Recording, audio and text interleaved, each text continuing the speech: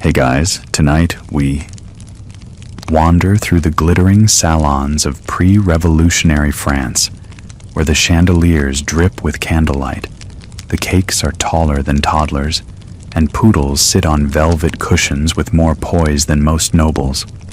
You're standing, well, politely wobbling, at the entrance to a marbled drawing room in Versailles, and in front of you, a poodle. Not just any poodle. This one's fur has been powdered and curled into heart-shaped poofs, its ears are tied with satin bows, and it's wearing a ruffled waistcoat so chic you briefly wonder if it's haute couture. It tilts its head at you, knowingly. To your left, a countess in a wig the size of a hat stand whispers baby French to her fluffy companion, who blinks slowly, as if deeply unimpressed.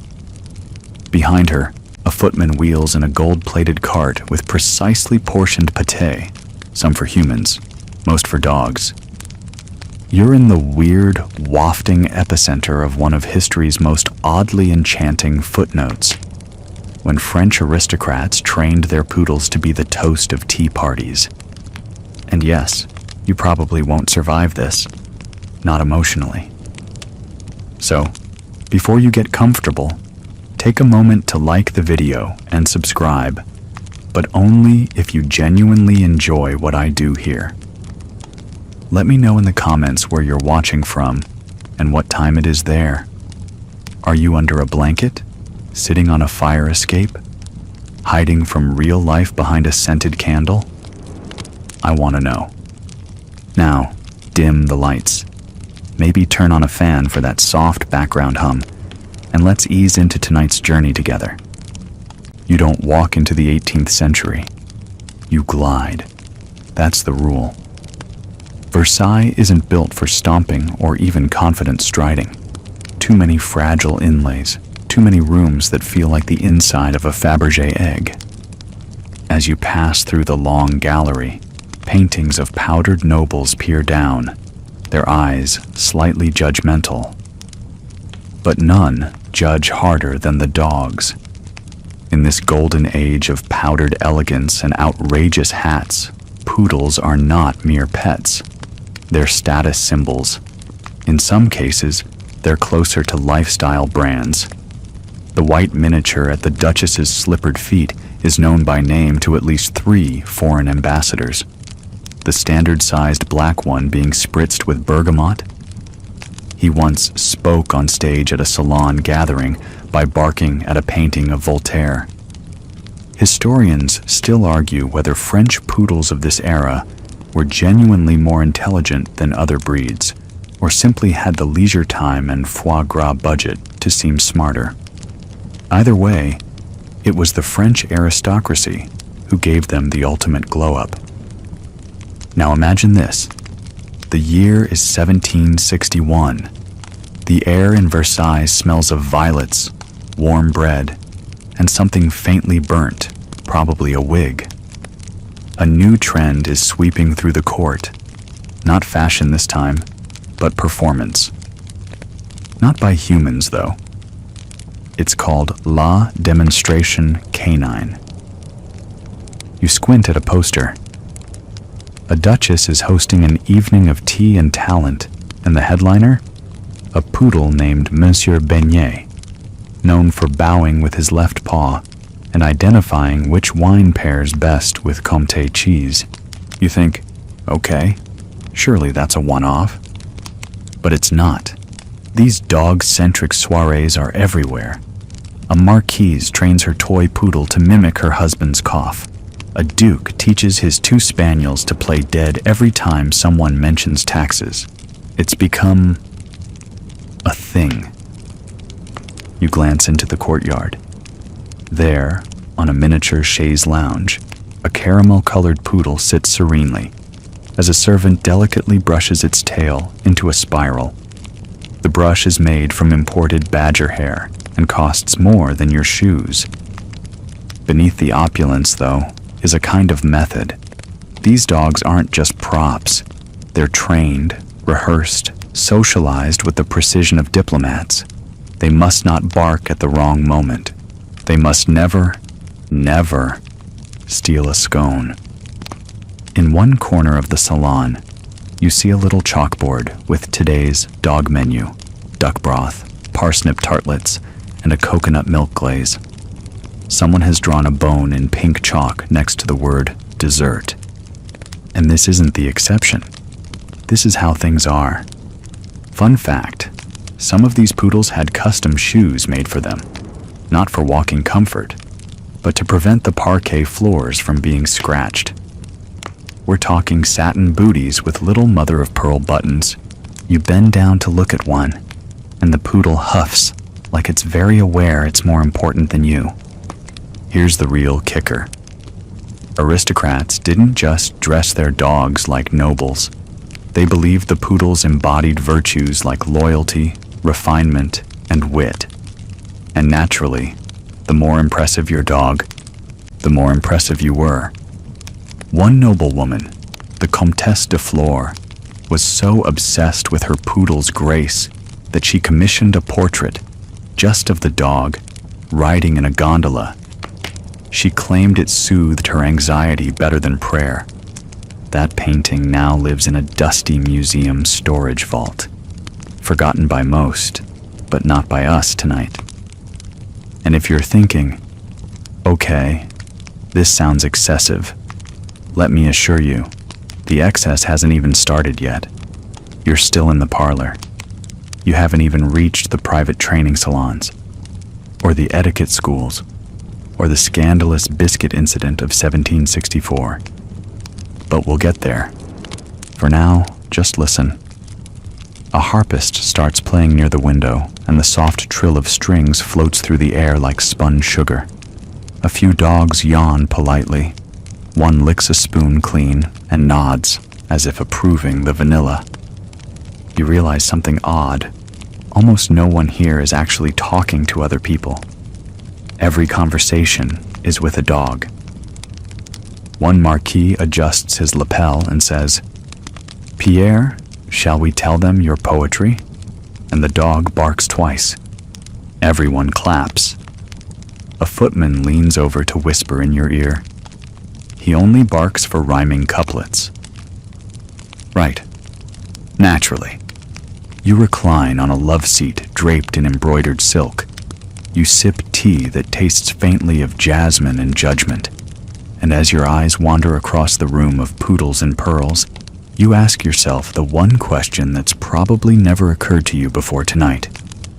How exactly does one teach a poodle to behave at a tea party? Don't worry, we're just getting started.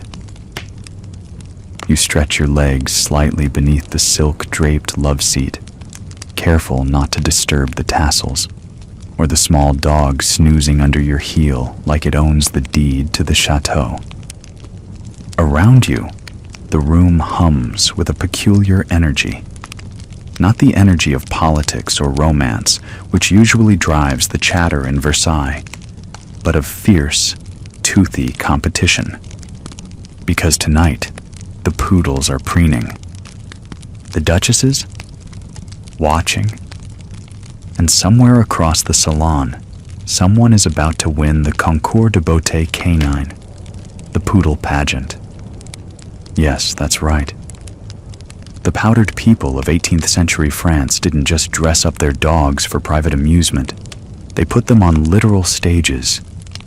Now you're probably imagining a runway with lights and glitter, but that would be far too subtle.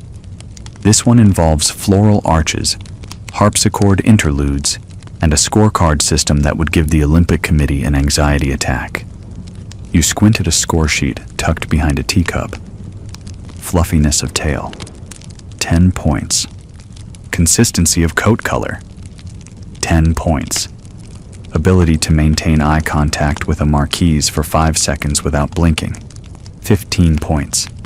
Does not chase pastries, automatic qualification. The doors swing open dramatically. A white poodle struts in, coiffed to perfection, fur fluffed into curls like whipped meringue, each paw adorned with a tiny silk ribbon. A gasp ripples through the salon. Someone drops a spoon. That's Choo-Choo," whispers a young gentleman beside you. She once held a 20-second pose with a macaroon on her head. Now that's talent. Here's where it gets weird. Well, weirder. Historians still argue whether these canine beauty pageants were organized purely for status or secretly served as coded displays of court alliances. One scholar even suggests that a duchess's dog's performance could swing influence in minor political disputes. That's right. A perfect paw wave from a poodle might decide whether a cousin gets appointed to a sinecure in Provence. You stare at Choo-Choo again, wondering if you're witnessing something much more sinister in all this fluff. A trumpet blares softly. Well, as softly as a trumpet can. The next contestant enters. This one's dyed faintly lavender. Yes, dyed. Back then, it wasn't uncommon to tint a dog's fur using crushed petals or mineral pigments. Lavender for serenity, pale blue for poise, and once, famously, crimson for revenge. But that's a story for another section. There's a ripple of murmuring as judges approach. 3 elderly nobles, each with opera glasses, peer down their powdered noses to inspect the contestants' tails. One dog curtsies. Yes, curtsies. Now let's take a second to appreciate the human effort behind all this. These looks don't happen by accident. Poodles of the era had their own grooming teams. That's right. Not just a single handler or a bored valet. A team. One servant shampooed with rose water and goat's milk. Another curled the fur with heated ivory rods. A third powdered the ears, yes, powdered, with starch-based scents to match the master's chosen fragrance for the evening. And the outfits? Embroidered silks, tiny lace vests, pearl-threaded collars, even miniature slippers lined with ermine. One document from 1770 details a poodle outfit that cost more than a servant's yearly wage. Just one outfit. You glance at a tall mirror and see your own reflection next to a dog in a cravat. Guess who looks more important? But all of this grooming and preening had a darker flip side. At court, beauty was a weapon, and so, naturally, it became one for the dogs, too. Scandalous whisper. A viscountess once paid a rogue groomer to accidentally snip off another dog's signature ear curl. Gasps were gasped, gloves were slapped, and for 3 whole weeks, no one in court touched elderflower biscuits out of sheer protest. You sip your tea quietly, then something catches your attention. A miniature black poodle, barely the size of a hatbox, is led in with a flourish. It's wearing a cape. Not just any cape, a hand-stitched replica of the king's coronation robe, complete with gold thread and a tiny fleur-de-lis. The judges visibly swoon. Someone behind you murmurs, "He's called Le Petit Soleil." Of course he is. Now don't get the idea that every poodle was a willing participant. Oh no, there were rebels. Poodles who refused to bow. Poodles who barked at duchesses. One particularly legendary case involves a standard poodle named Marat who, during a pageant finale, leapt onto the refreshment table and devoured 3 pigeon pastries before being tackled by a footman. He wasn't disqualified. He was famous. They wrote a sonnet about him. And that, my friend, is when you realize this is more than vanity. It's theater. It's high drama. It's a carefully choreographed act in a society built on appearances and illusion. Remember, Versailles isn't just about power. It's about the performance of power. And now, dogs are part of the show. As the last contestant exits the stage, a gray poodle with a monocle, you feel the tension lift. A butler clears his throat. The judges will now deliberate, he announces. Everyone claps politely. The dogs bow, some with assistance. Servants wheel out trays of chilled melon balls, for the poodles, obviously, and the salon melts back into lazy murmurs and perfume clouds. You lean back again, watching a poodle delicately sip from a crystal dish of elderflower water. And you start to wonder, if this is how they dress their pets, how on earth do they train them to behave? What's the secret? Bribes? Hypnosis? Elaborate interpretive dance? Oh, you're going to find out. But first, you'll need to meet the manners tutors. The melon balls are gone. The monocled poodle is now curled on a silk cushion, dreaming of accolades or roast duck, or both. And you're slipping quietly into a side corridor, trailing a small group of nobles murmuring something about la classe de courtoisie canine. That's right. Welcome to etiquette school. But not for you, of course, for the dogs. You peer through a crack in a gilded door and blink. It's a classroom. An actual classroom, with velvet floor cushions, low tables, and just one, very serious-looking elderly gentleman with a thin mustache and a pointer stick. At his feet, 7 perfectly groomed poodles. One is wearing a ruffled collar and squinting in concentration.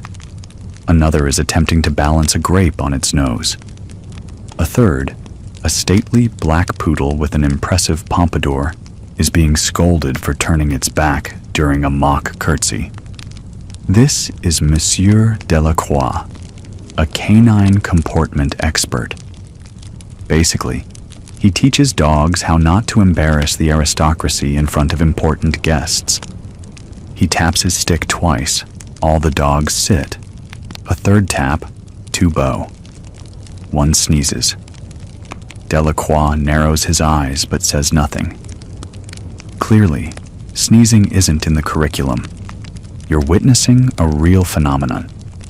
Because yes, there really were manuals, actual written etiquette guides, crafted specifically for noble pets. Fragments of them still exist in dusty archives, on the proper angle of the paw, when greeting a viscount. How to decline a grape politely without causing alarm. Mouthing without gnawing. The lost art of graceful fetch. Historians still argue whether these books were earnest training tools or elaborate jokes that spiraled out of control. But one thing's for sure. Nobles treated canine manners with the same gravitas as human ones, which is saying something, considering half the humans here still don't know which fork to use. You step quietly into the room as Delacroix continues. He's demonstrating the napkin drape, how a dog should politely receive a linen cloth on its shoulders without wriggling, whining, or looking personally insulted.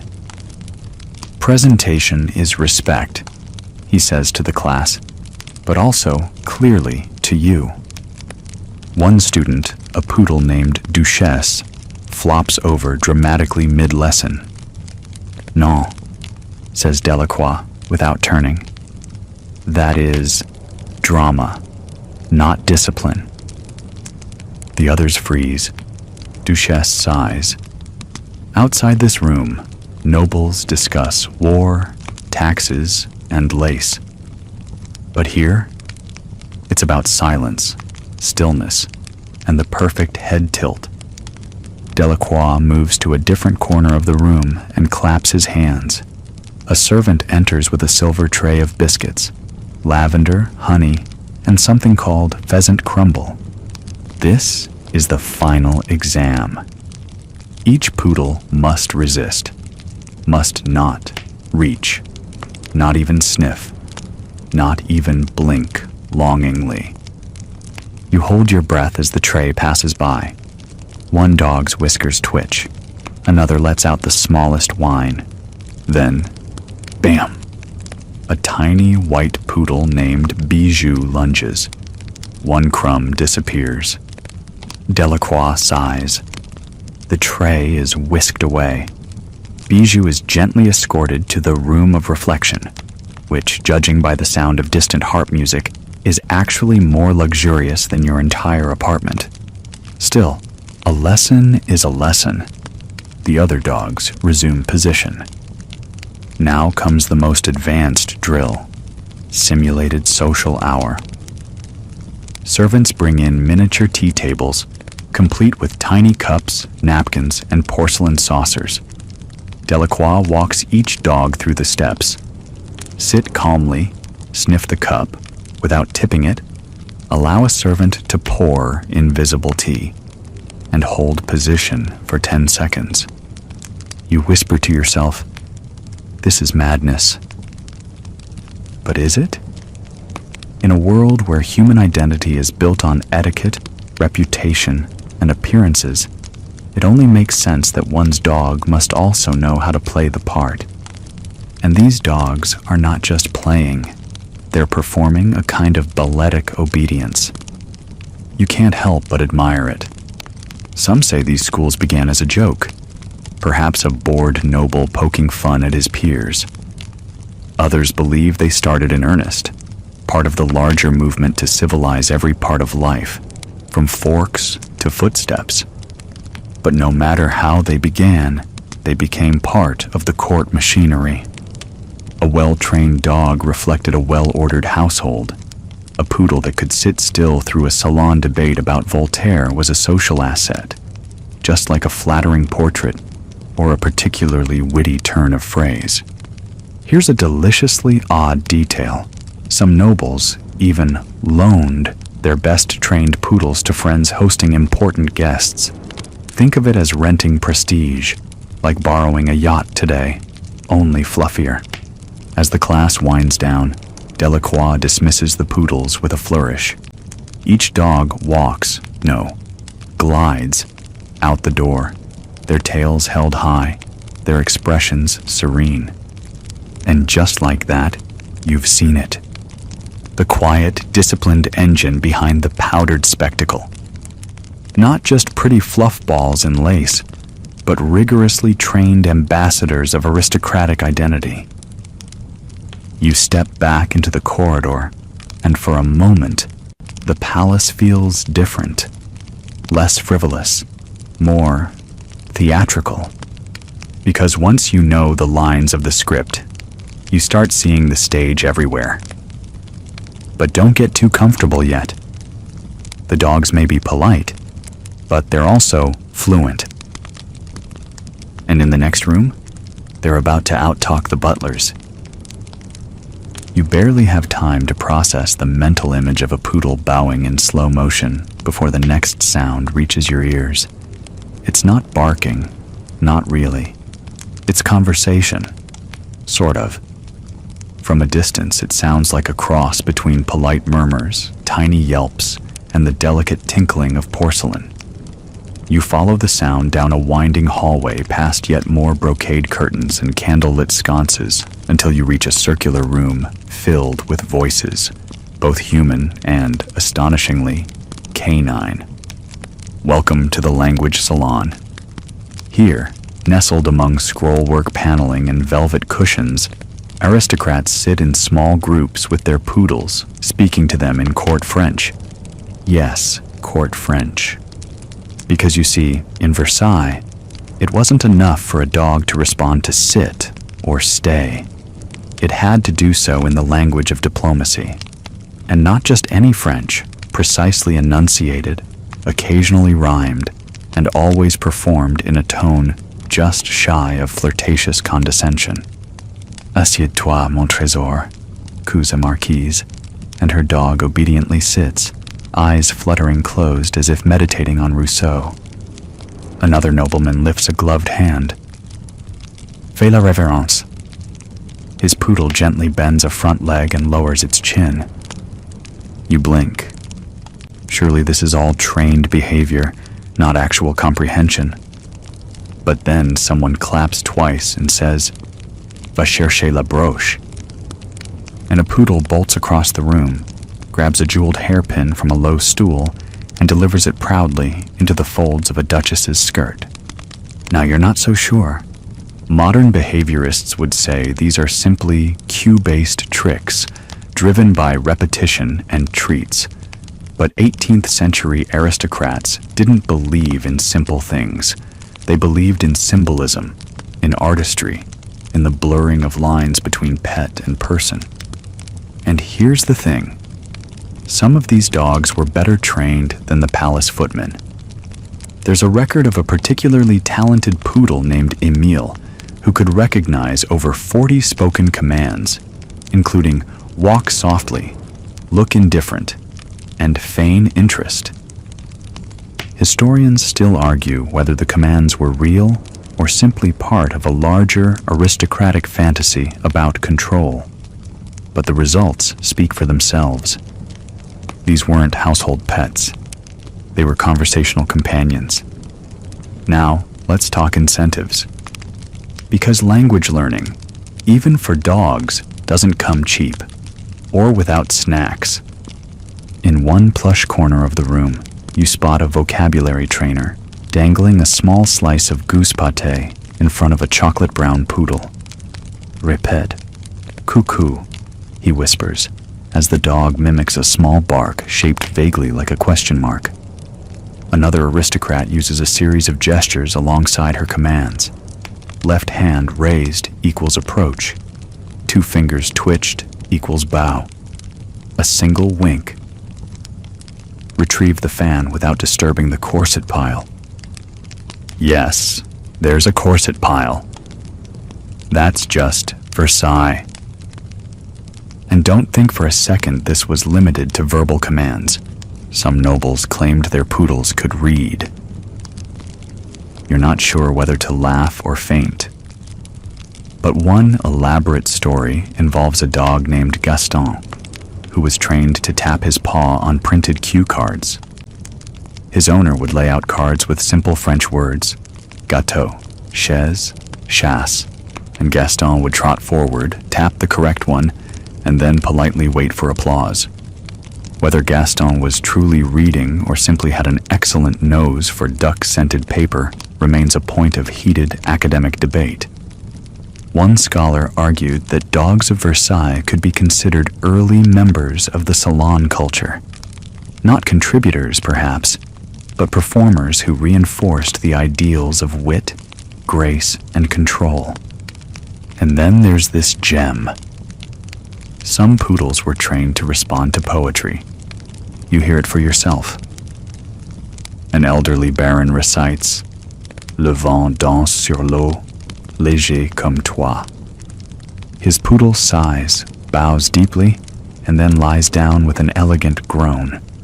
The entire room claps. Someone mutters, he prefers Baudelaire. You don't ask. You just nod. Of course he does. Even more surreal? These performances weren't just private entertainment. They were public status flexes. Noble families would host evening salons where invited guests would witness the conversation skills of their dogs, often as a warm-up act before a harpsichord duet or a mildly scandalous puppet play. And woe to the family whose poodle forgot its syntax. One infamous incident involved a poodle named Chiffon, who, instead of barking twice for wee, let out a very impolite snort.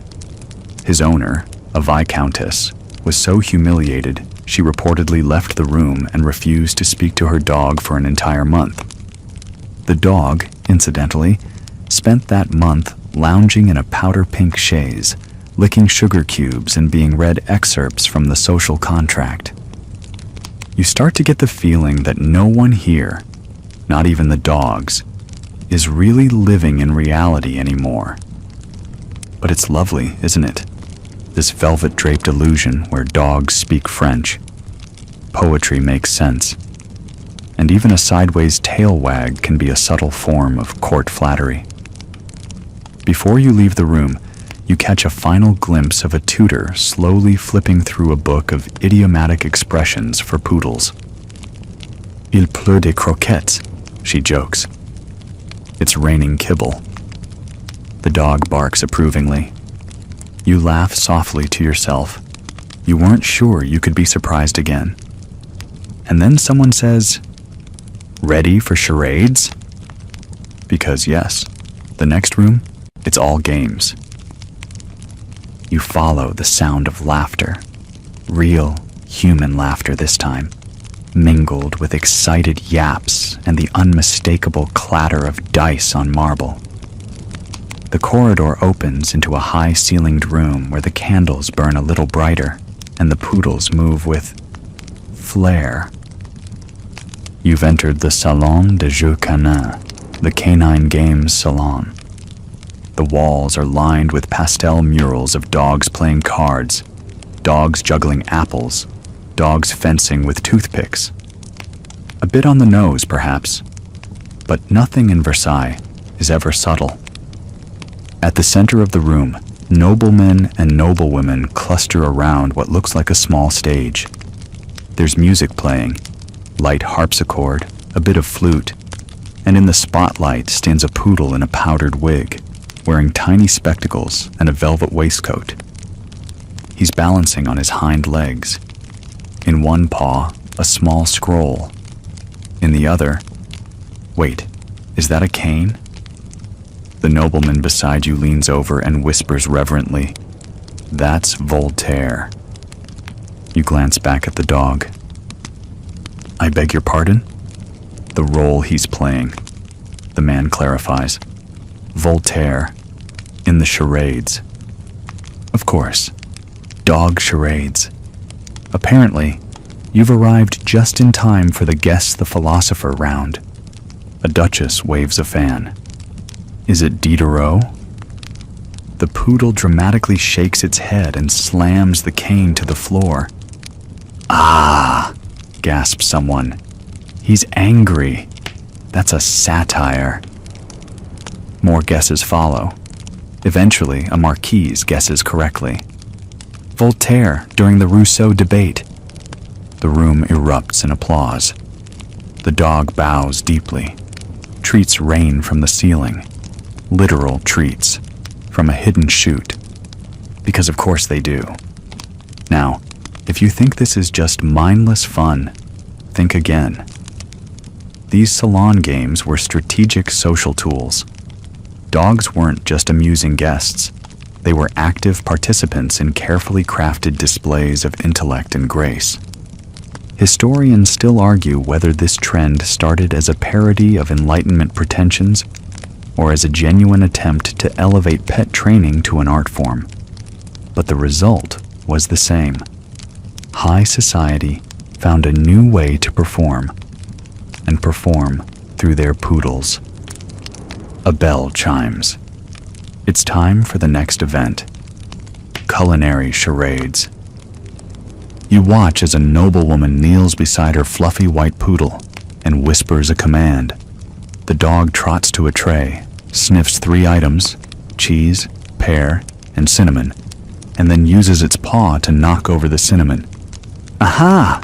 the woman exclaims. "Pommes de cannelle, the dessert we had last night." Cue laughter, applause, and more airborne treats. There's a game where dogs retrieve costume pieces related to historical figures. There's another where they mimic human emotions. One very serious-looking black poodle named Figaro performs a sulky teenage slouch so accurate you feel personally attacked. And then comes the crowd favorite, tableau vivant. Here, poodles are dressed and posed to recreate famous paintings. Tonight's theme? Scenes from the life of Marie Antoinette. The first tableau features 3 poodles, one in a tiara, one with a wig full of fake fruit, and one pretending to faint while draped over a miniature chaise. A card beside them reads, "When the pastry cart arrived late." Modern scholars debate how much of this was spectacle and how much was a subtle critique of court life. Was this performance or parody? Were the dogs complicit or just well-fed actors?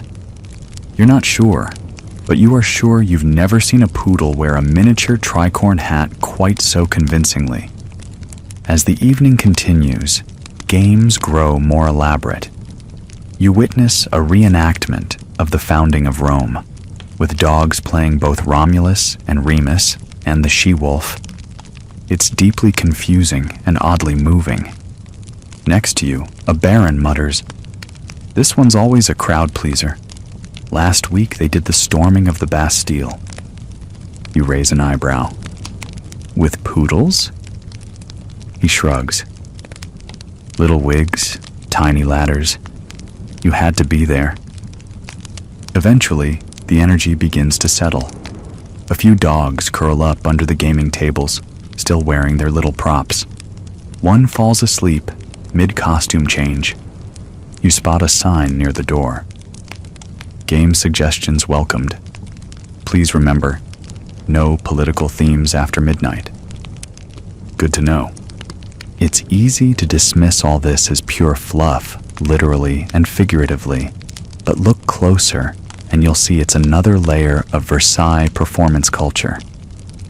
Even playtime becomes a spectacle. Even a game of fetch is a chance to show off one's refinement, wit, and superior dog. And what you've learned tonight is this: the poodles aren't just pets. They're actors, they're artists, they're props and protagonists.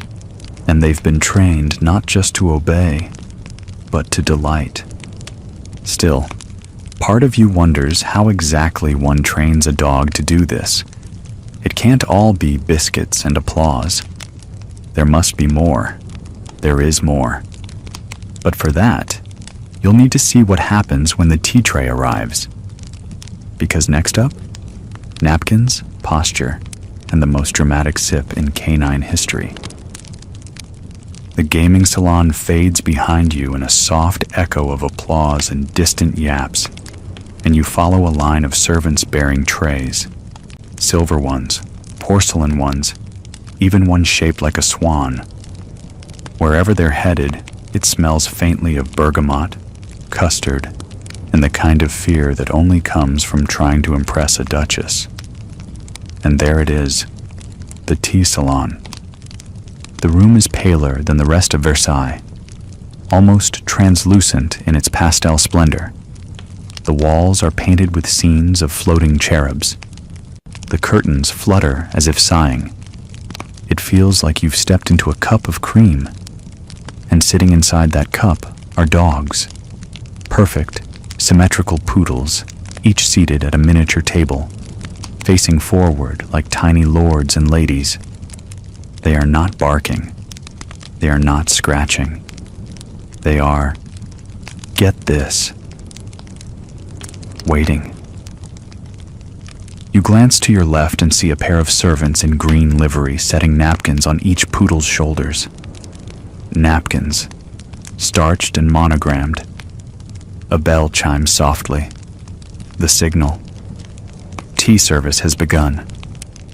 A footman appears beside you, and without blinking, mutters, "Please do not interfere with the ritual."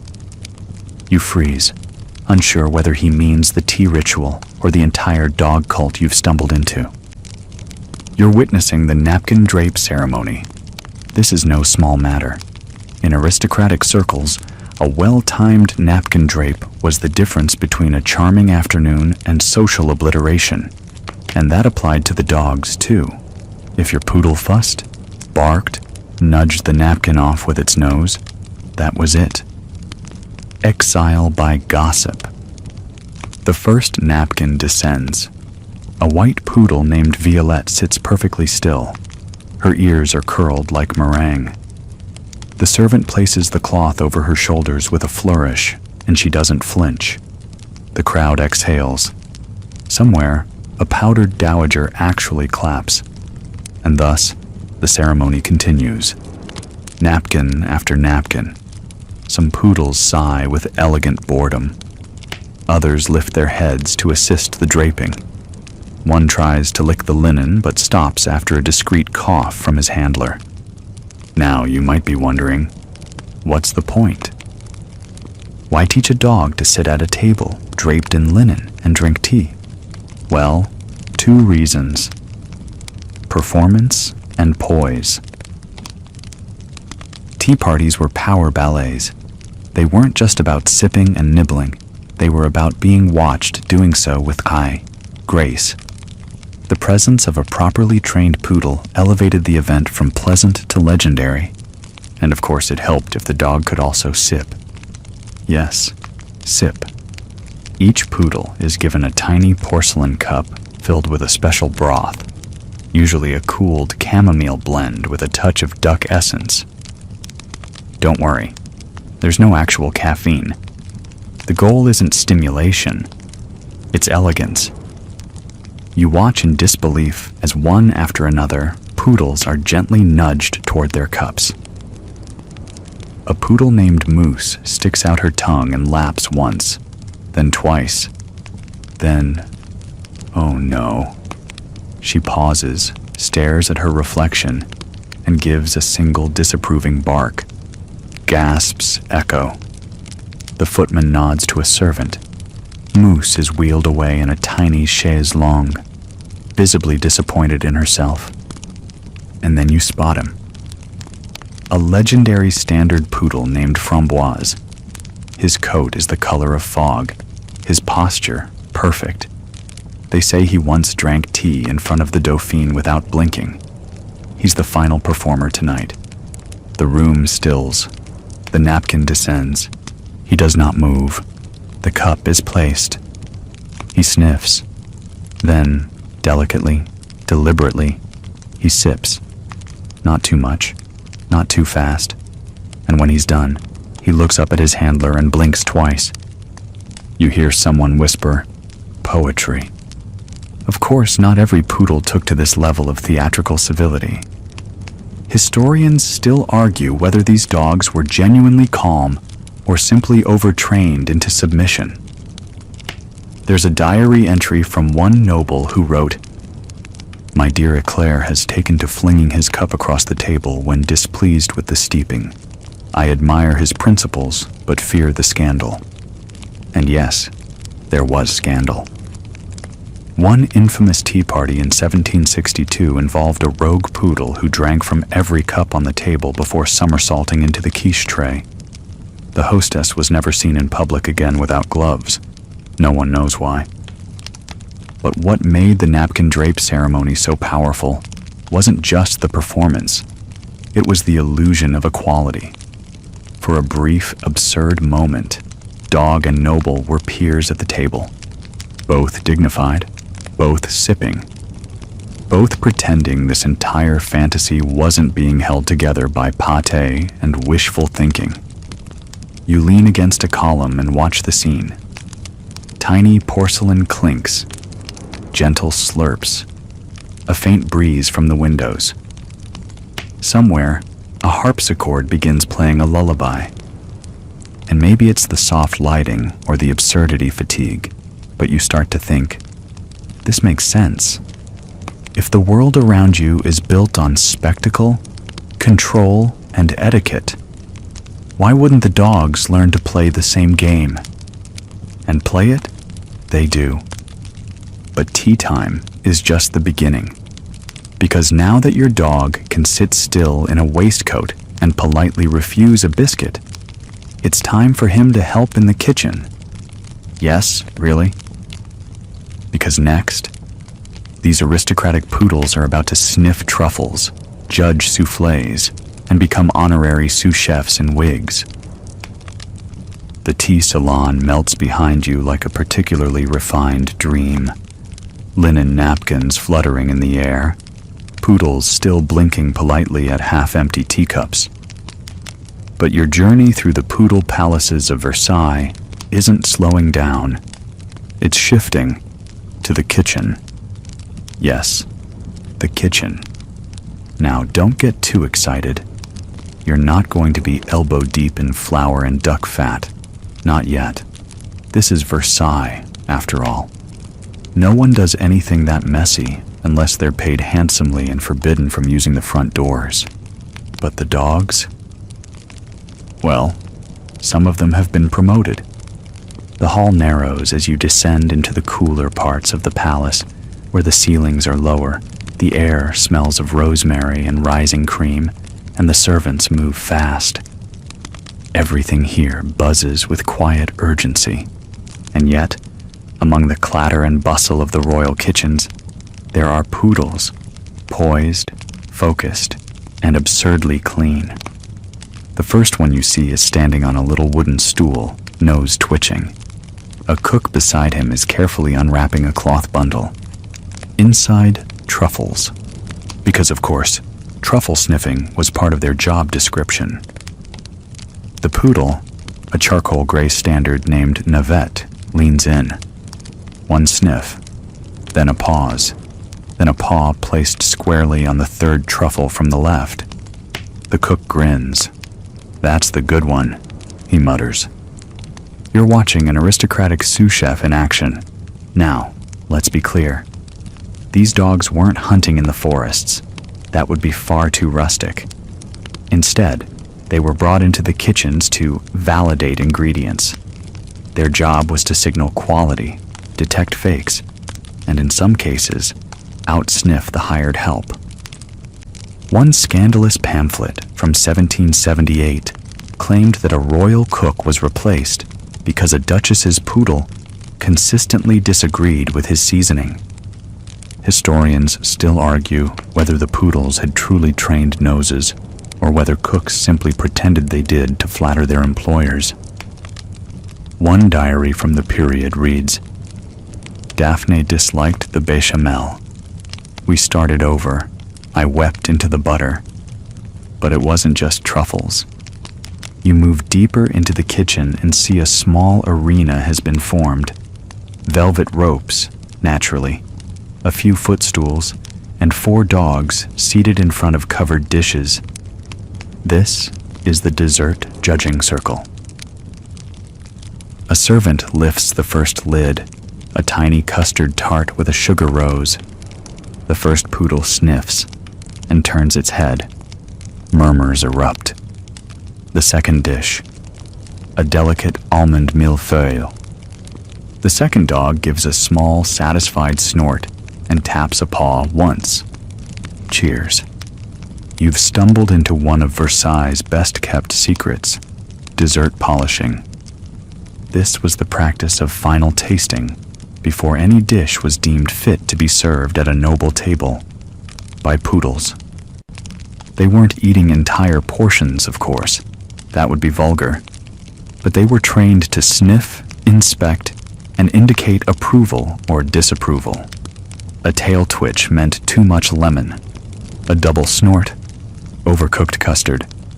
And yes, this went so far as to alter menus. A famed cook once had to remove a chestnut mousse from an ambassador's luncheon because a duchess's poodle refused to sit in the room with it. You wander over to the spice rack, where a small white poodle named Fleur is seated in front of 3 bowls. One has clove, one saffron, one something you can't quite place. Fleur dips her nose into each, then barks once at the saffron. The cook behind her nods, as though she's just confirmed the Treaty of Versailles. This, apparently, is normal. And if you think this was all for show, think again. There are reports, lengthy ones, of noble families entering their poodles into competitive scent tournaments. Dogs were tasked with identifying flavor notes, locating smuggled ingredients, such as contraband cinnamon, and distinguishing between local and imported dairy. One noble even kept a flavor diary, documenting his poodle's preferences. In one entry, he noted, "Jasper seems to favor elderflower over violet today. This may affect the sorbet course." This was serious business. A poodle's palate became part of the household's identity. Their tastes shaped what was served, what was praised, and what was quietly pushed to the back of the larder. And while some cooks resented the furry food critics, others adapted. Recipes began including canine notes, gentler herbs, less garlic, more delicate aromatics.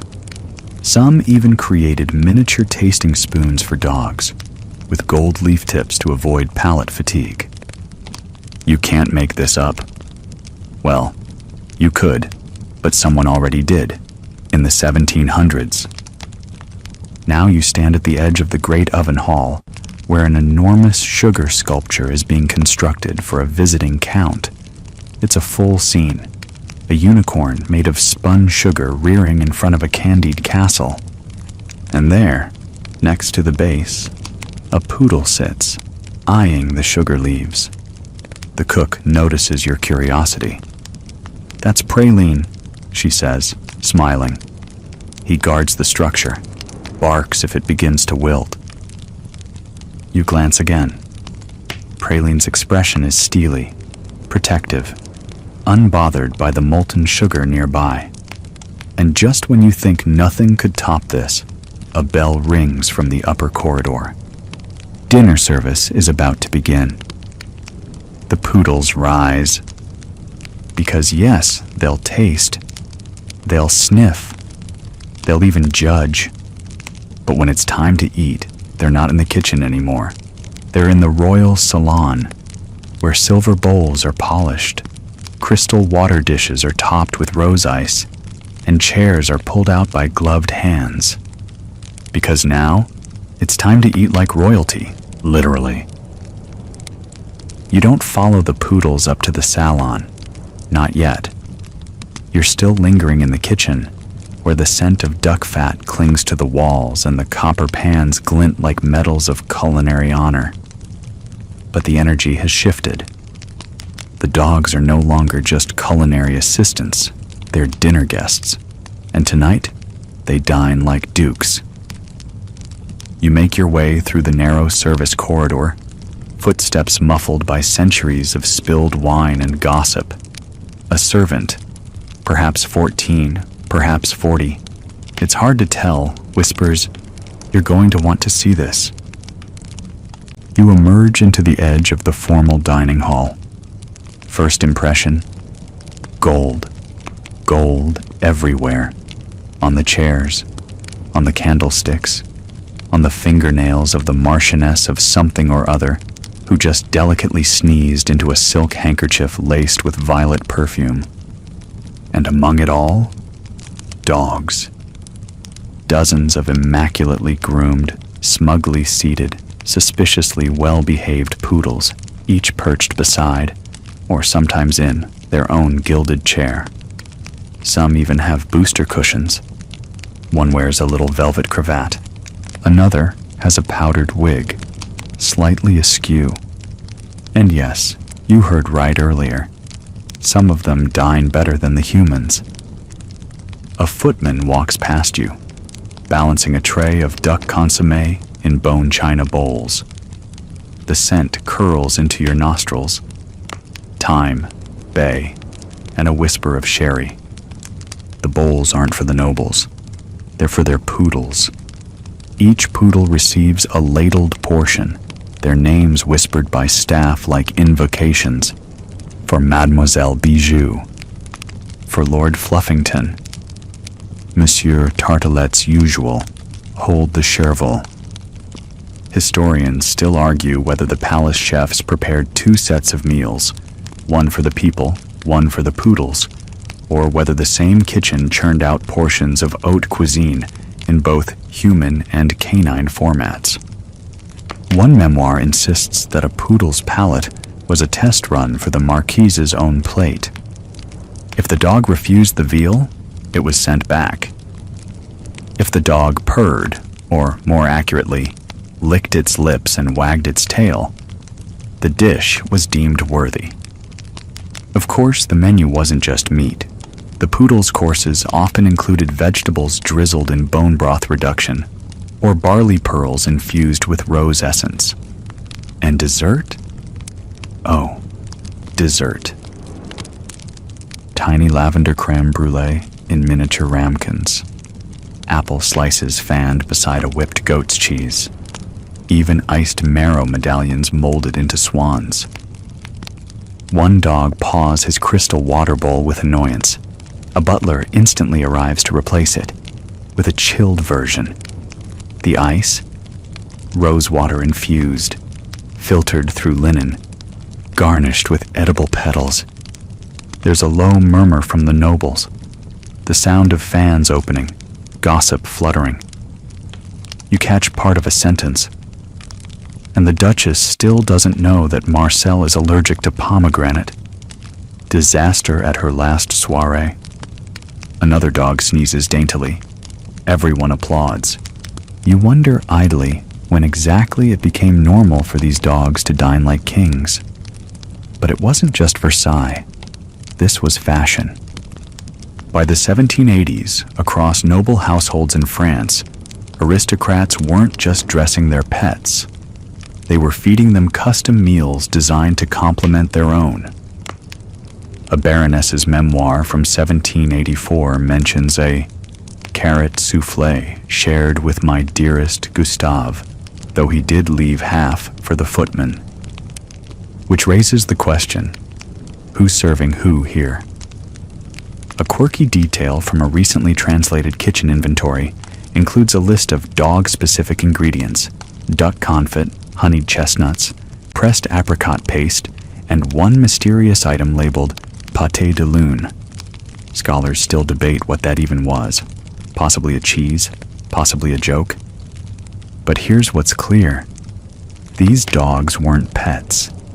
They were co-diners, attendees, honored guests. They had assigned seats, custom place cards, embroidered napkins, and if a noble guest dropped their spoon or, heaven forbid, asked for seconds before the dogs had finished, scandal. You turn toward the head of the table. There, flanked by two footmen and a string quartet playing something vaguely Vivaldi-esque, sits the Duchess of Belladone. On her right, her beloved poodle, Narcisse. He's wearing a ruffled bib and appears to be gnawing thoughtfully on a slow-roasted pigeon wing. The Duchess beams. He prefers his rare. She murmurs to her neighbor, who nods solemnly. One of the footmen trips ever so slightly while pouring wine for a marquis. No wine hits the floor, but a spoon rattles against a bowl. Instantly, Narcisse growls. Silence descends. The Duchess turns. "Do be careful," she says, not to the footman, but to the Marquis. "You startled him." The Marquis bows his head and mutters an apology. To the dog.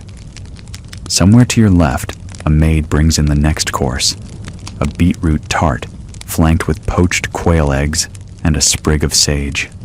She sets it gently before a small white poodle wearing a single pearl earring. You blink. She blinks back. This is normal. What you're witnessing isn't a meal. It's a performance of status, of love, of obsession. And in this glittering absurdity, the dogs reign supreme. There's a final flourish. Silver domes lifted in unison. A chorus of gentle barking.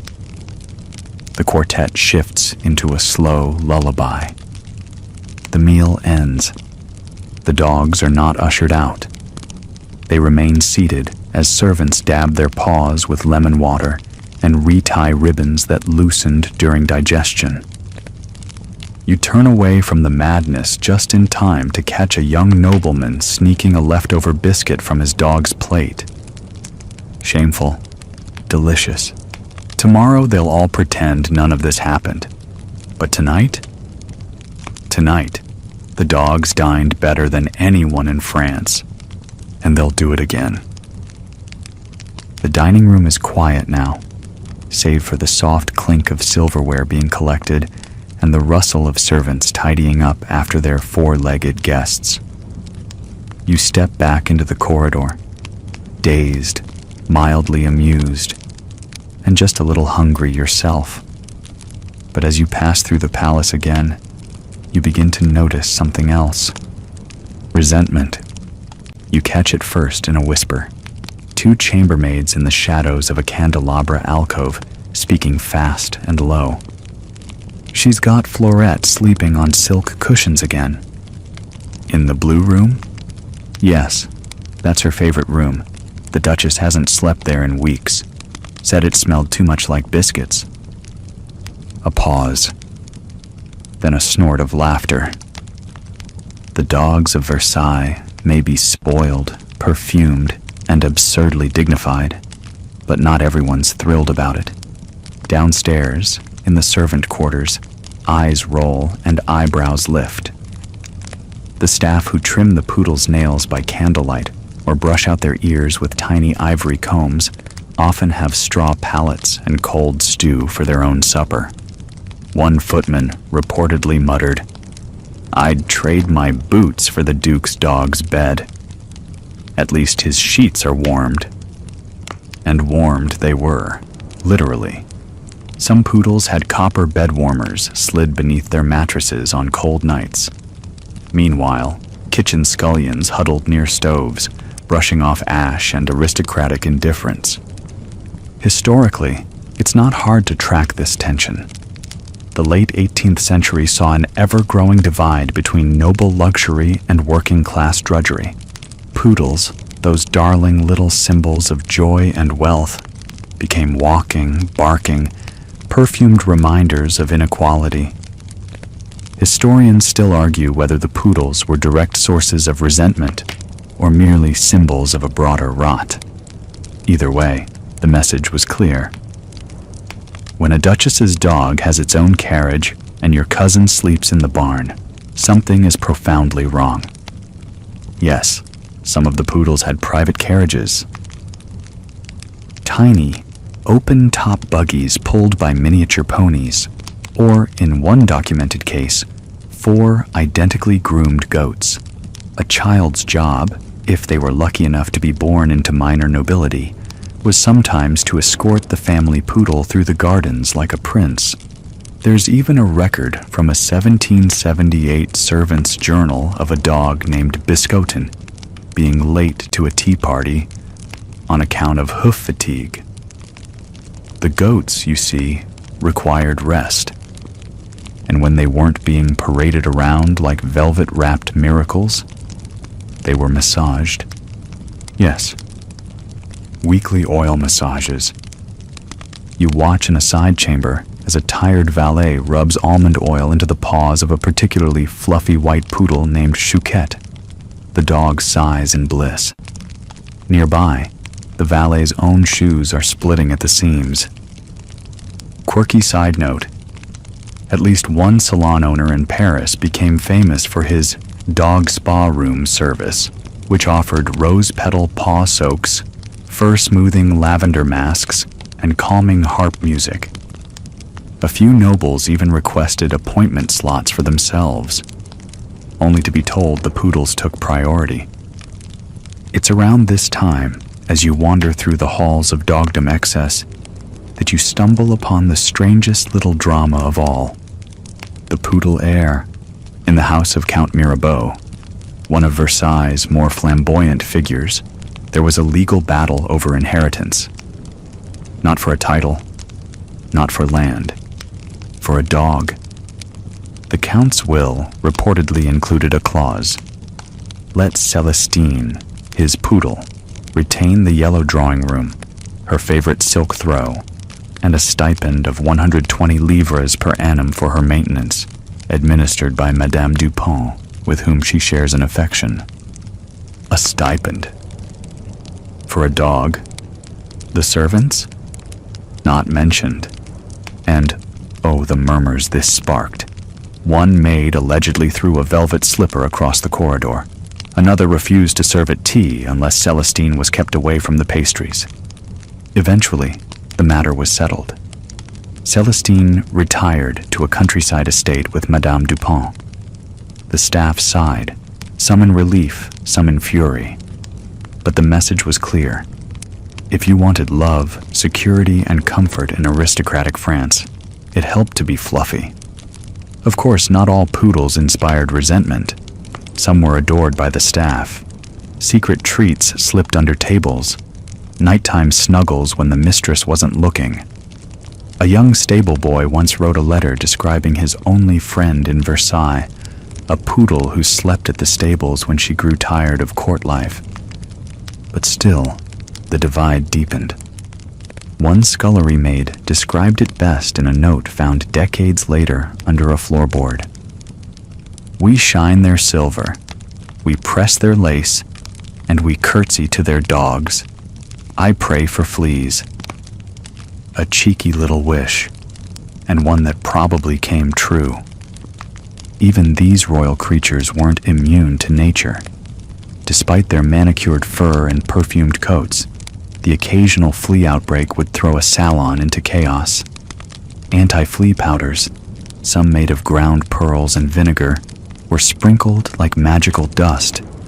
If a dog scratched too much, they were whisked away for quarantine in a side parlor, attended by 2 servants and a physician's apprentice. It's absurd, you think, how far the pendulum had swung. Poodles were no longer animals, they were avatars, extensions of aristocratic identity. To insult the dog was to insult the Duchess. To mishandle a paw was to risk demotion, or worse, exile to the wine cellars. And yet, even in all this extravagance, there were cracks. At the edge of the garden one day, you spot a groundskeeper staring at a passing poodle parade.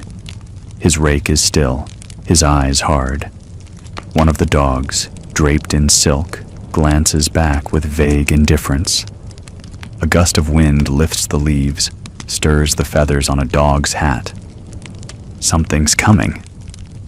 But for now, in the final calm before the storm, the poodles bask in glory. Massaged, perfumed, escorted, and occasionally hated. And through it all, they remain blissfully unaware. Or are they? You're drifting now, just a little, lulled by the lullabies of clinking porcelain and perfumed paw massages. But don't close your eyes yet, because just as the sun rises over 1,000 ruffled dog bonnets, a storm brews in the daintiest of teacups. It starts, as many great scandals do, with a biscuit. A lemon biscuit, to be precise, lightly sugared, delicately crisp, and topped with a glazed curl of candied violet. The sort of biscuit that took 3 pastry chefs, 2 hours and 4 arguments to perfect. The kind of biscuit no human ever got to taste warm.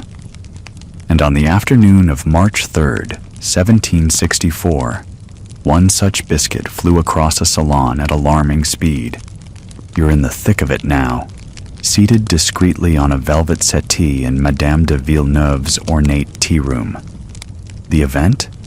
Her weekly chien de l'heure, dog of the hour salon, where noble guests bring their most obedient, most fashionable poodles to sip broth and show off new tricks. Everything is going as usual. Powdered noses, polite yawns, small gasps of envy over bejeweled collars.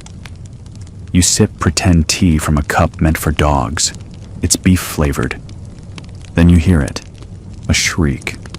A tray clatters. A bark ricochets off the mirror-paneled walls. And in slow motion, a lemon biscuit, gilded edge glinting like a missile, arcs through the air and lands squarely on the wig of Viscountess d'Orléans. Gasps. Frozen spoons. One gentleman faints, possibly out of habit. The culprit? A small, trembling poodle named Crumpet. Crumpet, until now, had been the darling of the salon circuit, a caramel-colored fluff with impeccable paw posture and a bow made of imported Venetian lace. But Crumpet had snapped. Accounts vary. Some say the dog was startled by a nearby servant sneezing. Others whisper he had been improperly powdered that morning and was emotionally off balance. One brave insider suggests he was simply tired of broth. Regardless, Crumpet's paw struck the tea tray, and the lemon biscuit went flying. That would have been the end of it, a funny tale for the week's gossip, had the Viscountess not declared, hand to forehead, "This is an affront to God and society." The room turned icy. A duel was declared, not by Crumpet, he was immediately scooped up and spirited away, but by his owner, the Marquis de Laverne, a man who believed in honor, powdered vests, and very strongly in lemon biscuits. The duel, as duels go, was swift and stupid. Pistols at dawn over a flying treat. Both men missed their shots. One fainted, again, likely habitual, and the other declared, "Let us never speak of this." But it was too late. The scandal was out. For days, salons buzzed. Some claimed Crumpet had been possessed. Others blamed poor breeding, improper tea etiquette training, or, most outrageously, the rise of sugar in canine diets. Historians still argue whether the biscuit incident marked the beginning of Versailles' obsession, tipping into parody. Some say it was the moment when even the nobility realized they had gone too far. Others claim it was just another Tuesday. Whatever the truth, what followed was a bizarre cascade of overcorrection. Within a week, the official guide to poodle conduct at tea was expanded to include a new chapter on sudden movements and the handling of emotive confections. Within 2, lemon biscuits were banned entirely from dog salons, declared a risk to decorum and dueling etiquette. And within a month, a new training academy was launched just outside Paris, dedicated to canine stoicism and table restraint. You visit briefly. It's grim. The dogs wear tiny waistcoats and stare solemnly at trays of untouched pastries. One whimpers. No one moves. Of course, the ban on lemon biscuits sparked its own backlash. Smugglers emerged. Ladies with hidden compartments in their skirts began sneaking biscuits into salons like contraband.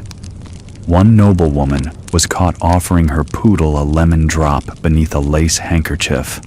A scandal. She was quietly exiled to her countryside manor for 2 months, allegedly for reflection and chamomile. This was, after all, pre-revolutionary France. Appearances mattered more than reality, and nothing could be more ruinous than a dog caught mid-munch.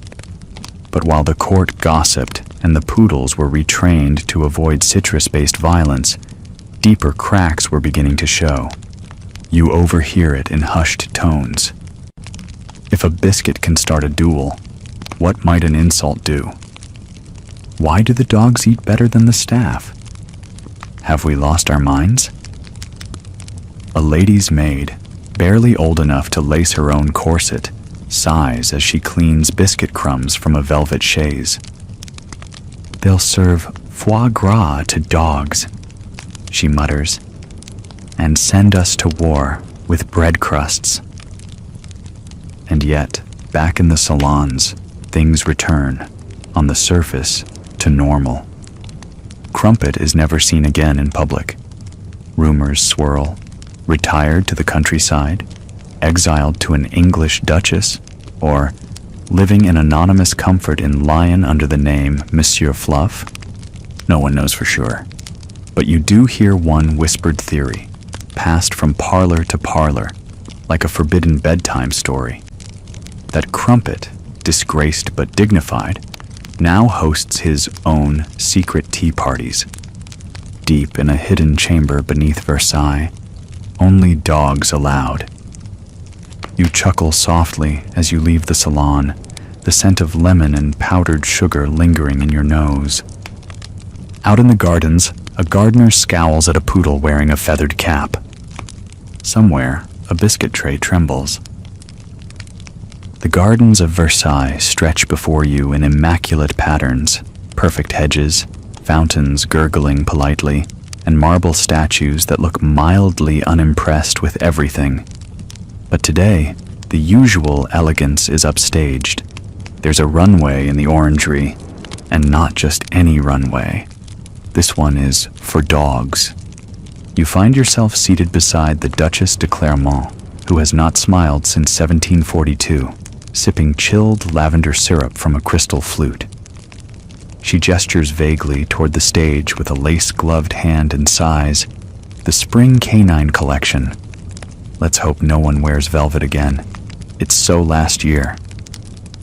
That's right. You're at Versailles Fashion Week. Poodles on Parade Edition. As the harpists begin their sleepy overture, the first model trots out. It's a poodle, obviously. He's wearing a ruffled cravat, a tiny tailcoat made of green satin embroidered with scenes from the Aeneid, and a feathered tricorn hat perched between his carefully puffed ears. The crowd murmurs its approval. One marquis clutches his heart. You glance to your left. Someone is sketching the look frantically onto a fan. To your right, a countess whispers, "It's the embroidery." That's how you show legacy without looking nouveau. Each poodle is accompanied down the runway by a silent handler dressed in black, whose job is to vanish into the background while ensuring no paws step off the carpet. If a poodle strays, gasps ripple through the audience as though someone has set fire to the Treaty of Utrecht. The fashion itself is outrageous. One poodle wears an organza gown with a pearl-draped bustle. Another is styled as an 18th century naval officer, complete with a teeny telescope strapped to his back. Then there's the garden muse look, an elaborate confection of fake ivy, flower rosettes, and a bonnet sprouting actual lavender stems. The dog sneezes once and is immediately escorted off stage. Allergy protocols are strict. Behind all this pageantry lies a serious business. Dog couture houses, yes, actual fashion ateliers, have cropped up across Paris, employing human seamstresses to hand-stitch outfits for the upper crust's four-legged companions. The most famous, Maison Pouf, claims to have received letters from the Queen herself. Historians still argue whether Marie Antoinette ever commissioned a gown for her spaniel, but it's clear her poodle, Muscade, wore shoes more expensive than most people's rent. And this isn't just for show. At these events, nobles place wagers, form alliances, and subtly showcase their status through canine fashion. The more original the design, the more whispers of admiration. The richer the embroidery, the deeper the envy. But competition can get strange. In one memorable year, a baron's wife entered her poodle, entirely shaved, and painted with an elaborate pastoral scene. The paint was egg tempera and lemon dye.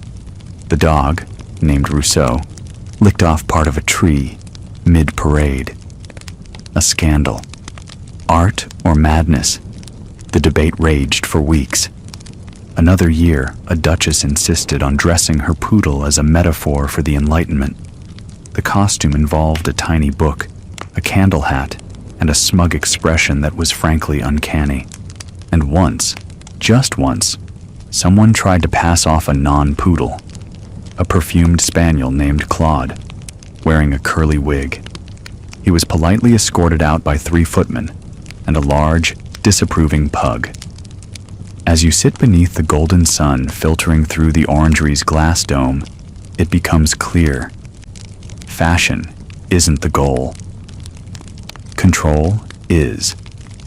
These dogs are symbols of wealth, of taste, of absolute mastery over the natural world. They've been powdered, perfumed, painted, trained, and dressed until their very bark sounds aristocratic. One noble even claimed his poodle could yawn in iambic pentameter. There's a small intermission, during which bored duchesses trade pastel macarons and compare their dogs' tail fluff ratios. You overhear one lament, "I do adore Pompon's chin ruff, but lately, she's been shedding like a commoner." Another replies, "You must try the sea silk supplements, harvested from Mediterranean clams. Very exclusive. The next round begins. This one is themed Poodles of Antiquity. You watch a procession of dogs styled as ancient Greek philosophers. One wears a laurel crown and appears to be deep in thought. Another is swaddled like a baby Achilles, complete with a tiny golden heel guard. But the highlight is Caesar, a poodle in a Roman general's toga with a tiny scroll clutched in his jaws. When he reaches the end of the runway, he unfurls the scroll with his paw. The audience erupts into applause. The scroll reads, Veni, Vidi, Woofy. A duchess weeps softly. Still, not all is serene beneath the sequins. Servants hover at the edges, whispering behind fans. You catch fragments, grumblings about silk waist, hours spent ironing paw pleats. One girl furious her mistress's dog gets more embroidery than her wedding dress. And somewhere, deeper in the palace, a steward mutters, "These dogs are dressed for war while the nation starves." But outside, beneath the chiming harps and fluttering parasols, the show goes on. By late afternoon, the winning poodle is crowned. Bébé Henri, dressed as the Sun King himself, complete with a replica throne, a golden cape, and a powdered wig taller than the dog itself. He barks once. The crowd gasps in delight. The prize? A month's supply of goose liver bonbons and a commissioned portrait by the court's official animal painter. You pass by the portrait studio on your way out. Inside, a cocker spaniel sits dramatically on a chaise longue while a man in breeches paints with absurd seriousness. "More nobility in the eyes," he mutters. "Less canine." As twilight sets in, the orangery clears. Velvet scraps flutter to the floor. A forgotten wig floats in the fountain. A poodle in rhinestone booties licks whipped cream from a silver spoon, while her handler pretends not to cry. You sigh. It's been a long day of fashion, foolishness, and fur. But oh, what a show. You're standing beside a dining table so long, it practically vanishes into the Versailles haze, where chandeliers dangle like frozen waterfalls, and even the napkins have gold-threaded edges. But this isn't dinner for people. This is a banquet for poodles. And not just any banquet. This is the highly exclusive, absurdly opulent, occasionally whispered about Chien Superior Supper Club, where the dogs of the French elite dine like emperors, and where humans, yes, must sometimes wait their turn. You spot the Marquis de Lavoisier's prized poodle, Fifi, delicately licking lavender creme brulee from a porcelain ramekin. She pauses only to dab her mouth. No, really, with a monogrammed linen napkin tied gently around her neck like a bib. Her handler hovers just out of frame, nervously holding a fan in case a breeze dares to muss Fifi's ear fluff. And the menu? Forget dry biscuits. Tonight's offerings include duck consommé, poached salmon with fennel mousse, and roasted quail legs served in tiny silver bowls. No garlic, naturally, as the dogs are on sensitive palates, according to their chefs. Yes, plural. There's a kitchen staff just for the poodles. These dog chefs wear pristine aprons and whisper in a conspiratorial hush. You hear one say, "Did you see the way Pompon turned away from the pigeon pâté yesterday? Like we were feeding her peasant crumbs." The entire system runs like clockwork. Silver bells ring, paw-sized plates appear, and little stools help the dogs climb into their velvet-cushioned chairs. No barking is permitted. That's rule number 1, codified in the secret dog club bylaws. Rule number 2, no sniffing each other mid-course. A discreet pamphlet you manage to peek at reveals the rest. No drinking from others' goblets. One polite paw raise if needing more gravy. Absolutely no table begging, only eye contact. Historians still argue whether these etiquette rules were more strictly enforced than those at the royal table. And the sad truth? They probably were. Now, you may be wondering how this madness began. It all started, they say, with an ambitious duchess and a truffle. The tale goes that in 1753, the Duchess d'Argenson, overcome with affection for her miniature poodle Jacques, insisted the royal chefs create a truffle-infused chicken mousse just for him. When Jacques ate it and yawned in delight, the guests applauded. A tradition was born. Soon, noble households were outdoing each other, sourcing Sardinian sea salt, importing North African saffron, hiring chefs from Venice who specialized in duck confit for pets. Some even constructed custom cutlery, gold forks with paw-shaped handles, knives engraved with dog names like Lulu and Margot. And yes, the poodles dined before their owners. Let the dogs eat first was not a mark of humility. It was a status move. Proof you had so many resources, even your poodle could reject creme fraiche and nobody would blink. You watch as one waiter pours distilled spring water into crystal bowls, chilled with ice cubes carved into fleur-de-lis. Another layers goose terrine between curls of potato lace, presenting it like a miniature wedding cake. A third, panicked, drops a duck tartlet. The room freezes. The poodle at the table, an elderly gentleman named Comte Chiffon, sniffs the air, looks unimpressed, and turns his head slowly away. No second chances. The tartlet is swept away. The waiter bows in apology to the dog. At the far end of the table, the Baroness de Lestrac's dog, a fluff ball named Mammiette, wears a diamond-encrusted collar and has her own custom taster. Yes, really.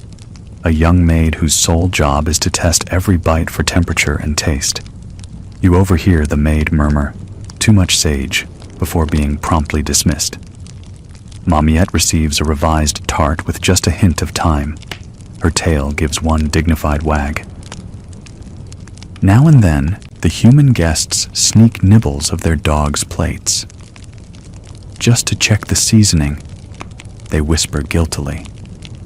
One man is caught with a spoonful of pâté and is shamed with a single raised eyebrow from a butler. Not all is calm beneath the foie gras.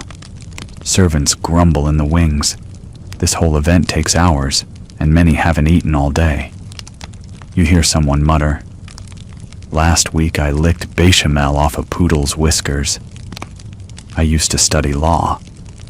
And there's brewing unrest among the noble guests as well.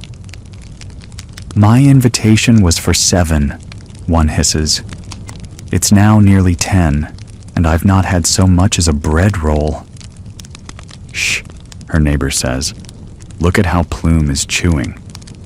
Plume, a toy poodle with golden anklets, is delicately dismantling a pheasant wing, one refined tooth at a time. The whole scene feels like a hallucination. Even Voltaire is rumored to have once attended one of these feasts, purely for the spectacle, of course. He later quipped, according to some unverified accounts, "In France, it is only dogs who live like kings. The rest of us merely bark politely." Somewhere near the end of the meal, dessert is served.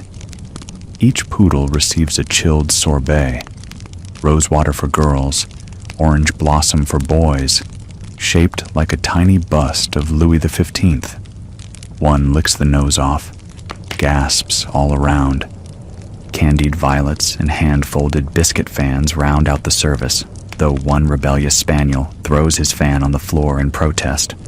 The scandal rocks the room for a good 20 minutes. Finally, the human guests are permitted to sit. Their food? A bit tepid, frankly. Some of the sauces are slightly congealed. The seating arrangements are chaotic. You're stuck beside a viscount who's arguing with his dog over a spilled wine glass. The dog appears to be winning. push around a spoonful of overcooked duck, wondering if the Poodles will be raiding you now. As the candles burn lower and the room is filled with the quiet hum of satisfied barks and exhausted nobles, you notice something odd. Despite the extravagance, there's a strange emptiness to it all. The laughter feels forced, the opulence brittle. And the dogs? They're full, certainly, but not particularly joyful. You'd almost swear one of them sighs. Or maybe that was you. Somewhere near the gilded edge of your exhaustion, you find yourself drifting not into sleep, but into an opera box. Well, not just any opera box. This one belongs to a pearl-collared poodle named Bijou, whose bark is softer than silk, and whose fan, yes, she has a fan, is perfumed with bergamot and embroidered with tiny scenes of court gossip. You sit beside her now, in a red velvet seat fluffed to perfection, as the orchestra swells and the curtain lifts. But Bijou isn't watching the show. She's watching the crowd. You begin to understand. For some dogs, the stage was never down below. It was up here, in the balconies where elite lapdogs held court in miniature opera salons. Historians still argue whether poodles truly held preferred seating at Parisian operas, or whether this was simply an exaggeration of their noble owner's vanity. But the evidence is fluffy. Diaries from the 1770s describe lapdogs in couture, swaddled in fur-lined carriers, nestled against powdered décolletage, munching on almond cakes during intermission. One pamphlet from the time refers to a Madame Canine who howled through an entire area and was only silenced by a sugared prune. You feel the thrum of music beneath your feet as Bijou daintily shifts, her tiny shoes, yes, shoes, clicking against the padded bench. Her handler stands behind her like a royal bodyguard, holding a bottle of rose water and a very tiny parasol in case the chandelier's reflection is too harsh for her eyes. Tonight's show? Orphée aux Enfers. But the dogs aren't here for Orpheus. They're here to be seen. It's Lapdog Society's equivalent of the Met Gala. Every pair of eyes glances from box to box, poodle to pug, mastiff to Maltese. Who's wearing whom? Has Madame Lavonne's Shih Tzu lost weight? Is that actual lace on Biscot's ears? You shift your gaze downward, where humans jostle for second-tier seats, while the dogs sip gently from porcelain cups of lukewarm chamomile. They aren't expected to stay silent. Of course not. A well-timed yawn is practically a review. Suddenly, there's a stir. An enormous greyhound in full brocade enters the far box, escorted by two powdered footmen, and the crowd murmurs. You hear whispers, "That's the prince's dog," the one that winked at Rousseau. Beside you, Bijou bristles slightly. This isn't jealousy. It's politics. You lean back as her maid gently mists her ears with lavender. It's almost enough to lull you, but then you notice the theater program. It's been printed with paw notes. Tiny symbols indicate which scenes may distress more sensitive pets, particularly those with loud violins or sudden key changes. There are even scratch and sniff margins, rose for romantic arias, citrus for comedic duets. You're handed a pair of opera glasses, miniature, of course, for lapdog-sized faces, and notice some dogs actually use them, trained to perch them upon their snouts like tired aristocrats, sighing at flat notes. You spot one poodle napping soundly, her bonnet slipping gently over her eyes. She's seen this opera before, twice. Meanwhile, her mistress watches the dog, not the stage, as though the real performance is unfolding one paw shift at a time. And then there's the intermission, which is less of a break and more of a fashion parade. Handlers carry their dogs down into the salons, where petit fours and beef broth cubes await. Some dogs switch outfits. Ribbons are fluffed, wigs adjusted, cloaks with golden tassels swapped for pearl-stitched shawls. One daring pup even debuts a velvet turban, a scandalous choice. There are whispers of influence from Ottoman court trends. A fringe detail. In 1772, the Duchesse de Boufflers apparently launched a lapdog opera league where poodles were scored by other nobles for attentiveness and poise throughout a performance. Bijou, according to surviving notes, received a perfect 10 for remaining awake during a 3-hour monologue on fate. But all this pomp wasn't just vanity. No, this was aristocratic dog ownership elevated to the realm of theater diplomacy. Seating proximity mattered. Shared boxes implied alliances. A dog invited to share a viewing blanket? That was practically betrothal. Some historians believe the elaborate seating charts at these performances directly mirrored Versailles' own power grid. If your poodle was demoted to row 4, that meant you had fallen out of favor. And if your lapdog was seen sniffing an ambassador's dachshund too long, whispers of espionage might follow. But it wasn't all choreographed.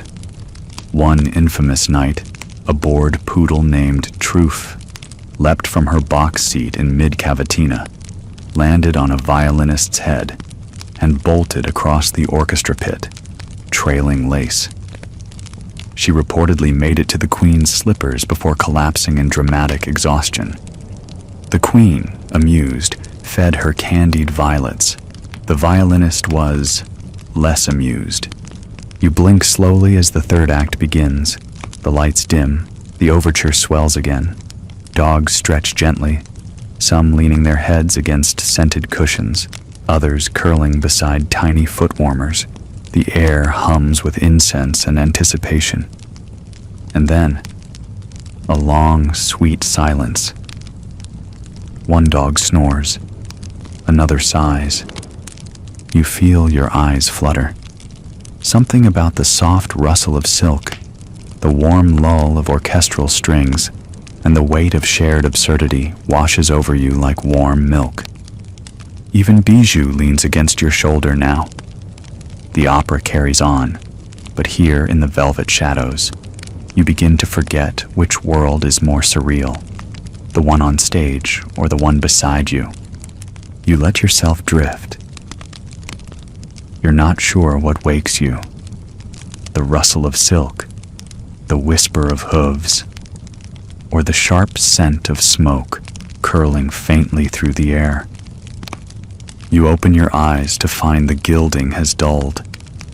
The opera boxes are quiet now, many of them empty. Bijou is gone. So are the footmen, the violinists, the little porcelain teacups and biscuit trays. Only a breeze stirs the tattered edge of a curtain, and somewhere in the distance, a bell tolls. You are no longer in the powdered fantasy of royal Paris. You are in 1789. The poodles are in danger. Historians still argue whether the revolutionary mobs truly targeted dogs as symbols of elite decadence, or whether the tales of guillotined greyhounds and smuggled spaniels are just exaggerated parables of class warfare. But what's undeniable is this. As the chandeliers of Versailles dimmed and the streets of Paris began to roar, the days of dog opera boxes and duck consommé tea services came to a very sudden, very frightened end. You walk quietly now, through the back alleys of a once lavish district. A servant hurries past, clutching a bundle wrapped in tattered linen. You hear a soft whimper from inside. It's a puppy. She glances over her shoulder, then disappears into the mist. Rumors swirl faster than smoke. Dogs tossed into the Seine, kennels burned, once proud poodles shaved to escape notice. Carriages once lined with silk are overturned and splattered with mud. A duchess tries to board a boat disguised as a milkmaid, with 3 terrified poodles in her apron. only one makes it. In one haunting letter from 1792, a noblewoman describes sewing diamonds into the hem of her dog's travel blanket before fleeing to the countryside. "If I am taken," she writes, "perhaps Bijou may still live in luxury somewhere. Far from this." Others weren't so lucky. You stumble across a courtyard littered with broken teacups. The silver food bowls are still there, but empty. One has a name engraved, Fifi. Nearby lies a single velvet slipper, paw-sized, embroidered with a crown. A symbol of a world that, quite literally, went to the dogs. Yet even here, amid fear and flight, the love didn't die. One fringe pamphlet from the Revolution warns citizens to watch the dogs. They carry messages. Some historians believe nobles used their pampered pets to smuggle letters, jewels, and even coded warnings between safe houses. A Maltese named Citron was reportedly caught with a lace collar stitched with a royalist map. Though this may be apocryphal, it tells you everything about how deeply dogs were woven into the fabric of this strange, crumbling society. And then, of course, there were the loyalists, the staff, the old maids who stayed behind to care for the animals long after the nobility had fled or fallen. You glimpse one now, a hunched figure in a dusty apron feeding scraps to a limping spaniel in what used to be a garden. The roses are gone, the fountains are cracked, but the dog still wags her tail. Not all poodles vanished into tragedy. Some were adopted by revolutionary families, albeit shorn, renamed, stripped of their powdered ribbons. No more Marquise Chérie or Petit Roi. Now they were Courage or Citoyenne. A few dogs adapted, becoming symbols of endurance. Others simply became pets again, no longer opera critics or truffle sommeliers, but companions, warm and snoring at the foot of a much plainer bed. But one story stays with you. It's whispered by the last surviving butler of a Parisian duke, who claims that, during the storming of the Bastille, his master's poodle escaped, in full costume, and was last seen trotting down the Rue Saint-Antoine, holding a sugared biscuit in her mouth, utterly unbothered. Was it a dream? A final act of poodle defiance? Historians are still unsure. You wander farther now, through a world both newer and sadder. The music halls are quiet, the mirrors are cracked, but somewhere, a paw print remains in dried wax on an abandoned ballroom floor. A ghost of a giggle catches on the breeze, and for a moment, you almost hear the faint jingle of jeweled collars. Maybe they're still out there, in stories, in dreams, waiting patiently for their next cue, their next saucer of cream, their next absurd little tea party. You pass one final sign tacked to a crumbling wall. For sale, small silver fork, suitable for poodle, slight burn on handle, will trade for bread. And somehow, that says it all. You take a deep breath now, and the air is gentler. No more powdered chaos, no more political whispers. Just you, wandering through a quiet patch of countryside, somewhere far from the palace gates. A soft wind nudges the tall grass aside, and you follow an old garden path where the stones are cracked, but still remember footsteps. Somewhere, a poodle is retired. Her name is Clementine. She once attended tea parties in satin booties. She bowed for archduchesses and lapped rosewater from crystal. She danced a minuet wearing feathers taller than her ears, and once, only once, was fed by a duke himself, who whispered a secret recipe for macarons as he stroked her freshly pomaded ears. But all of that is behind her now. You find her on a small farm where the lavender grows in wild, disobedient waves. No more gilded brushes or mahogany paw stools. Now, her mornings are spent sunbathing by the window and gently barking at chickens she doesn't intend to chase. Her new owners are kind, a widow, and her 2 young grandchildren who don't know the difference between a duchess and a doorknob. They call her Clemmy. She doesn't mind. Sometimes Clemmy dreams. She twitches in her sleep, legs kicking out as if leaping across ballroom floors. A tiny bark slips out when she remembers the applause after her biscuit balancing routine. On cool afternoons, she paws at the garden gate, perhaps waiting for a carriage that no longer exists. The family humors her. They clip her fur with a kitchen scissor and occasionally place an old lace curtain over her back like a cape. "Lady Clemmy," the girl whispers, serving a thimbleful of warm milk in a porcelain shot glass salvaged from a flea market. And for a moment, just a flicker of a moment, Clemmy straightens her spine like she used to. Tail lifted, chin proud. Old habits die very, very hard. But mostly, Clemmy's days are simple now. She naps in sunbeams, listens to crickets, and rolls in the dirt with absolute scandalous joy. The elegant stride has become a dignified hobble, and her coat, once maintained by royal appointment, now hosts the occasional dandelion fluff.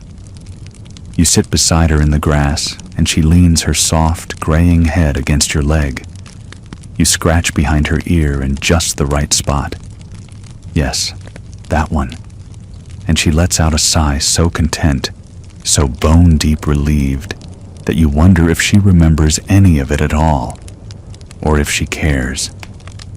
Historians still argue whether dogs like Clementine ever understood their roles as symbols of a doomed world, or whether they were just innocent bystanders in a glittering farce. Some say they were used, like fans and fountains and gold leaf pastries. Others argue they were adored, not as fashion, but as family. Clemmy doesn't say. Instead, she watches the sun fade behind the trees, paws tucked neatly beneath her. A beetle crawls across a flat stone. The lavender sways. You get the distinct feeling that she's waiting for something. And then it comes. The little girl appears again, cradling a chipped teacup and an old cookie tin. She kneels in the grass and sets up a lopsided tea party.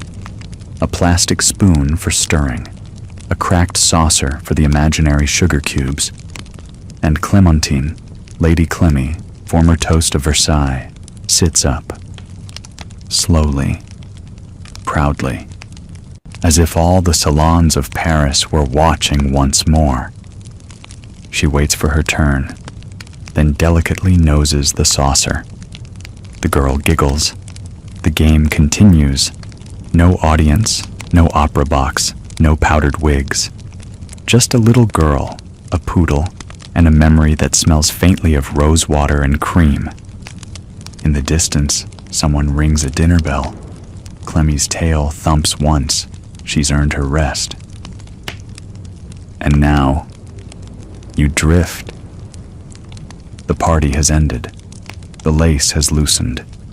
The powdered wigs have all gone to sleep in their little hat boxes, and the chandeliers flicker one last time before settling into darkness. You close your eyes, but your mind still floats through corridors of velvet and rose-scented ribbons. The sound of gentle paws on marble lingers faintly in the air, like distant rain tapping on old windows. Clementine is resting now. So are you.